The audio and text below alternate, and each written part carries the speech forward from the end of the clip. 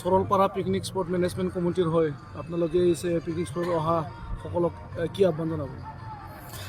আমি picnic spot কমিটিৰ হৈ পেলাই আমি এইটোকে অনুৰোধ কৰিব বিচাৰিছোঁ যে পিকনিক খাব অহা ৰাইজসকলক আমাৰ পৰা আহ্বান কি আহি পেলাই ইয়াত যিমানখিনি পিকনিক খায় তেওঁলোকে আহি পেলাই পিকনিকটো ভালদৰে খাব, খাই পেলাই বটল চটল যাতে পেলাই নিদিয়ে, বটলটো ভাঙাই নিদিয়ে। আমাৰ ফালৰ পৰা এইটোৱে অনুৰোধ। আৰু যিমানখিনি ইয়াত আপোনালোকে খাব খোৱা এইটো প্লাষ্টিক এইটো অলপ ভালকৈ জমাকৈ থৈ যাব আমাৰ কমিটিৰ হৈ পেলাই আমি এইটো অনুৰোধ কৰিছোঁ। আৰু টাইমিংটো কেনেকুৱা ৰাখিছে? টাইমিং আমাৰ এনে 6টাৰ বজাৰ পৰা 6টালৈকে।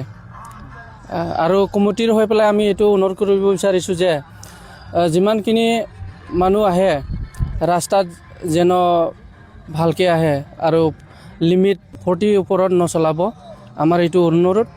আৰু যোনে গাড়ী চলাব, গাড়ী চলোৱা ড্ৰাইভাৰ আমাৰ কমিটিৰ হৈ পেলাই আমি এইটো অনুৰোধ কৰিব বিচাৰিছোঁ যে যিমানখিনি পিকনিক খাব আহা যোনে ড্ৰাইভিং কৰিব তেওঁলোকে মদ খাব নাপাব।